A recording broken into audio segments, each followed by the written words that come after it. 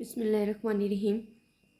Student, आज जो हमारा टॉपिक है वो मैं आपको शॉर्ट आंसर क्वेश्चंस बता रही हूँ रिलेटेड टू प्रोबेबिलिटी।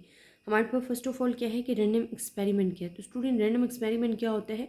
एक प्रोसेस है जो जनरेट्स करता है रॉ डेटा को। ठीक है, जिस तरह आपने टॉसिंग अ कॉइन किया, रोलिंग अ डाई किया, तो आपके पास क्या हुआ कि डिफरेंट डेटा आता है, रैंडम इवेंट्स आते हैं। तो that is called the random experiment. तो रैंडम एक्सपेरिमेंट क्या है? The process which generates raw data.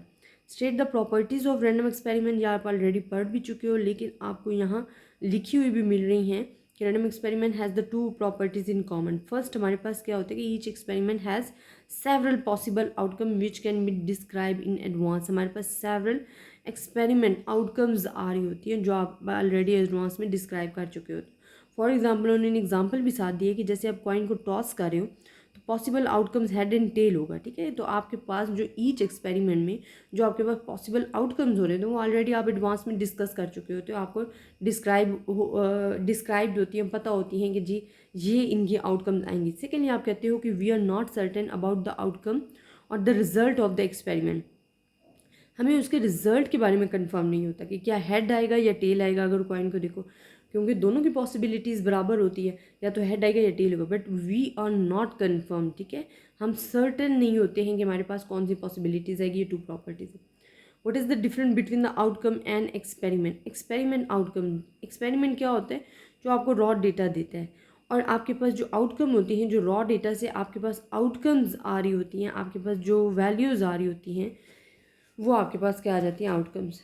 Sample space क्या होता है? जिसमें ऑल पॉसिबल पॉइंट्स इंक्लूड होते हैं।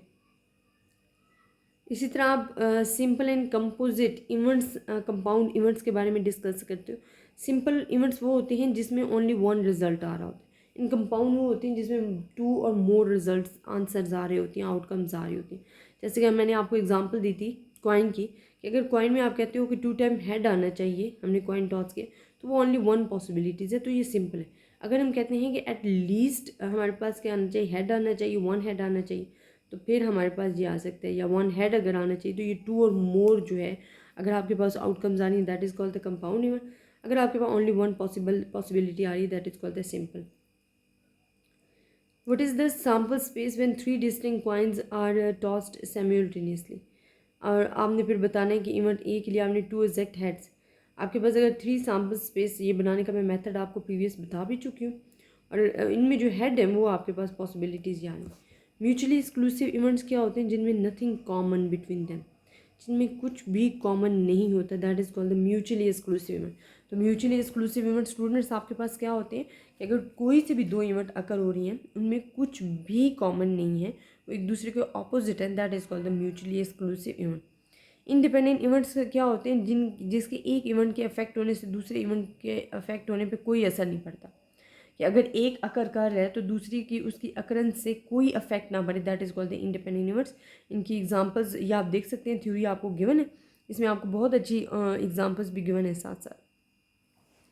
इसी तरह हमारे पास आ जाता है कि define exhaustive and completely exhaustive और कलेक्टिव एग्जॉस्टिव। ये हम बता चुके हैं। इसमें आपके पास क्या होता है कि when a list of possible event that can be result from an experiment include every possible outcome, the list is said to be completely और कलेक्टिव एग्जॉस्टिव। कि अगर आपके पास तमाम के तमाम पॉइंट्स आ रहे हैं, तो हमारे पास एग्जॉस्टिव होता है, completely and collective exhaustive.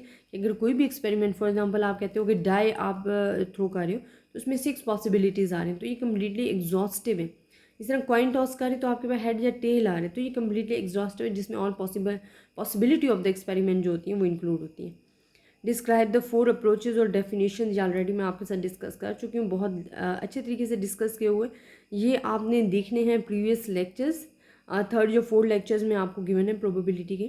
Classical definition हमने डिस्कस की थी, रिलेटिव फ्रीक्वेंसी डेफिनेशन, एक्सोमेटिक अप्रोच, आपके पास सब्जेक्टिव अप्रोच, ये ऑल डिस्कस्ड है। तो ये आपने वहाँ जाके देखनी है लेक्चर्स में, क्योंकि मैंने डीपली डिस्कस किया हुआ है। Distinguish between conditional probability, joint probability and marginal probability. Conditional probability क्या होता है? जहाँ आप सम कंडीशंस आर गिवन्स होती हैं, A will occur when B has already occurred होता है। जॉइंट प्रोबेबिलिटीज़ क्या होते हैं कि ए एंड बी जो है बोथ विल अकर के, इकट्ठे अकर हों। ठीक है, एंड मार्जिनल प्रोबेबिलिटीज़ क्या होती है कि A will occur whether B not happens. आपके पास ये डिफरेंस है between the conditional, joint and marginal. Marginal वैसे सिंगल को कह रहे होते हैं, ठीक है, कि सिर्फ एक ही प्रोबेबिलिटी है तो एक ही प्रोबेबिलिटी है। जॉइंट आप कह रहे होते हैं कि दोनों की दोनों इकट्ठियाँ करो। एंड कंडीशनल क्या होती है कि अगर ए अकर कर रही है तो बी ऑलरेडी अकर्ड है। तो ये हमारे पास हम कंडीशंस गिवन होती हैं। इसी तरह आपके पास या आप वो लगाओ कि कम्प्लीमेंट्री लॉ भी लगा सकते हो इसमें। तो ये मैंने एग्जांपल्स आपको करवाई, 3/8 इसका आंसर आता है। What is the probability that a card chosen at a random 52 cards हैं और विल बी अ किंग और अ हार्ट। किंग और अ हार्ट आपने लेनी है, इसमें प्रोबेबिलिटी आपने लॉ लगाने हैं। आपके पास लॉ लगेगा एडिटिव लॉ, इसमें प्रोबेबिलिटी ऑफ ए आपके पास गिवन होगा, अ किंग होगा, बी आपके पास अ हार्ट होगा, और हमारे पास जो ए इंटरसेक्शन बी है वो आपके पास कॉमन होगा। और ये probability of A plus probability of minus probability of A intersection B, या इनसे मिस्टेक हुई है तो आपने ये करेक्ट करना है, या minus probability of A intersection B आता है। देन स्टूडेंट हमारे पास आता है give the probability of each totals. आपने इन टोटल्स की प्रोबेबिलिटी देनी है, तो ये सिंपली आप इसको कर लोगे।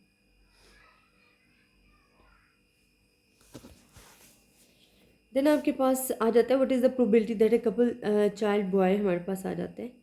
और boy given their first child was a girl was a first child was a boy. अच्छा, इसमें यह है कि या तो गर्ल होगी या बॉय होगा। तो ये हमारे पास कंडीशनल प्रोबेबिलिटी लग रही है, जहाँ आपके पास probability of B given that A and D given that C. हमारे पास 1/2 एंड 1/2, क्योंकि गर्ल या बॉय जिसमें कॉइन एंड हेड होते हैं ना, आपके पास 2 पॉसिबिलिटीज़ है, लेकिन या बॉय होगा या गर्ल्स होगी तो 1/2 आपके पास आ रही है प्रोबेबिलिटी। नेक्स्ट में भी आपको कंडीशनल प्रोबेबिलिटी गिवन है और आपको वैल्यूज़ गिवन है, आपने सिर्फ और सिर्फ इनको लिखना और फाइंड करना, आप कर लोगे इसे। देन आपने इस पर भी कंडीशनल प्रोबेबिलिटी लगानी है। देन हमारे पास आता है what is the probability that in selecting 2 cards one at a time then this will the replacement the second card हमारे पास जो आ रहा है वो हमारे पास क्या होगा। Second face given that the first card was red.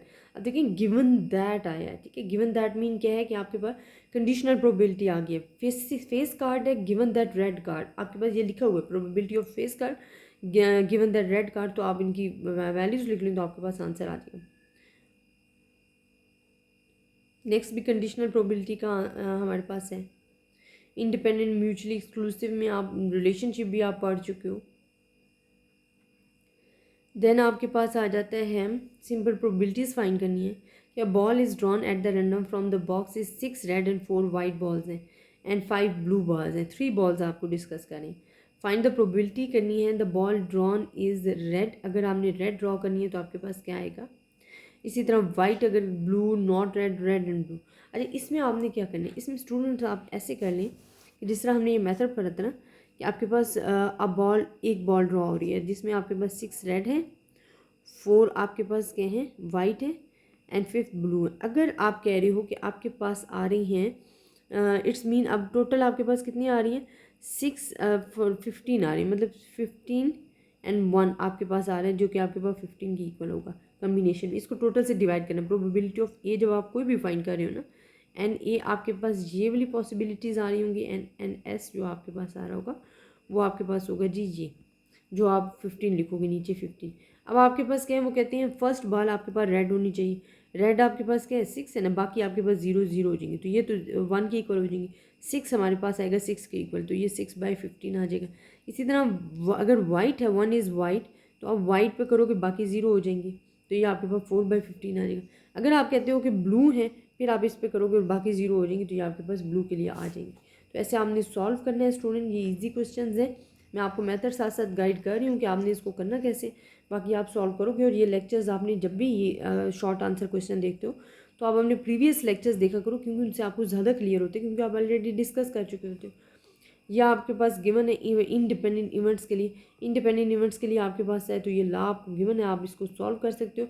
And probability of A intersection B का क्या मतलब होता है कि probability of A and probability of B को मल्टीप्लाई करके आपके पास आ जाएगी वैल्यूज़, तो ये आपके पास आंसर आ जाएगा।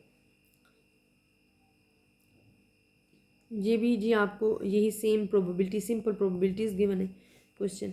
या आपके पास ऊपर वाला लॉ है, एडिटिव लॉ गिवन है।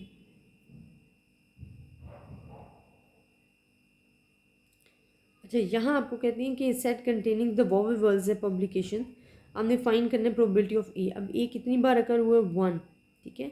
ये हमारे पास या वॉवल्स वर्ड आप जो ले रहे हो वो ए आप ले रहे हो, तो हमारे पास वॉवल्स वर्ड क्या होते हैं, ए ई आई ओ यू। अब हमने देखना है कि इसमें वॉवल्स वर्ड कितने हैं, ए आई ओ यू, ये वॉवल्स वर्ड आ रहे हैं। बी हमारे पास क्या आ रहा है, कॉन्सोनेंट्स जो हैं बाकी वो हमारे पास जी आ रहे हैं। अब प्रोबेबिलिटी ऑफ ए 5 वर्ड्स हैं, वॉवल्स वर्ड 1 2 3 4 5 एंड टोटल आपके पास 11 है, तो 5/11 है। जी आपके पास क्या है, 1 2 3 4 5 6 है, तो 6/11 आपके पास आंसर आ जाएगा। ये भी आपको जी लॉ गिवन है, आपने सिर्फ वैल्यूज पुट करने और आपने को प्रोबेबिलिटी ऑफ ए इंटरसेक्शन भी मिल जाना। और यहाँ आपके पास क्या आ जाता है, what is the probability getting at least 2 head when coin is tossed. जब आपने 3 मरतबा कॉइन को टॉस किया, 3 कॉइन्स आर टॉस किए, तो आपने एटलीस्ट 2 हेड लेनी है, तो आपके पास टोटल एट 2 हेड के लिए जो वैल्यूज़ आ रही हैं वो या तो ये हैं, ठीक है। एटलीस्ट ज़्यादा से ज़्यादा 3 भी हो सकते हैं, ये हमारे पास 2 हेड आ रहे हैं जो आपने लेनी है। इसमें इसके अलावा आपके पास कहीं भी 2 हेड नहीं आ रही। तो कितनी पॉसिबिलिटीज़ आपकी बनी है, 4, तो 4 डिवाइडेड बाई 8 करोगे तो आपको 1/2 आंसर आ जाएगा। इसी तरह आप देखें कि ये आपके पास probability of A given that B है, आपने इधर वैल्यूज पुट करनी है, आपके पास आंसर आ जाएगा। ये फाइंड करना आसान है। ये भी सेम वैसे ही है कि जब आपने इंटरसेक्शन फाइंड करना है, आपको इसकी वैल्यू भी गिवन है, इसकी वैल्यू भी गिवन, आप पुट करें आपके पास ये वैल्यूज़ आ जाएगी, फिर आप इसे अगेन पुट करें तो आपके पास आंसर आ जाएगा। आई होप स्टूडेंट आपको मेरा लेक्चर पसंद आया होगा। शॉर्ट आंसर क्वेश्चन देखने से पहले मैं बार बार आपको कहती हूँ कि आप प्रीवियस लेक्चर्स देख लिया करें, क्योंकि आपके कॉन्सेप्ट अगर अच्छे तरीके से क्लियर नहीं होंगे ना, आप शॉर्ट आंसर क्वेश्चन नहीं कर सकते।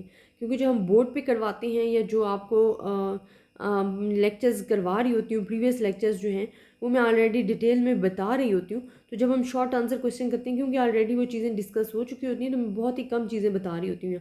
तो आप प्लीज़ पहले वो देखा करें, उसके बाद शॉर्ट आंसर क्वेश्चन करें ताकि आपके कॉन्सेप्ट क्लियर हो। अपनी दुआ में याद रखिएगा। अल्लाह हाफिज़।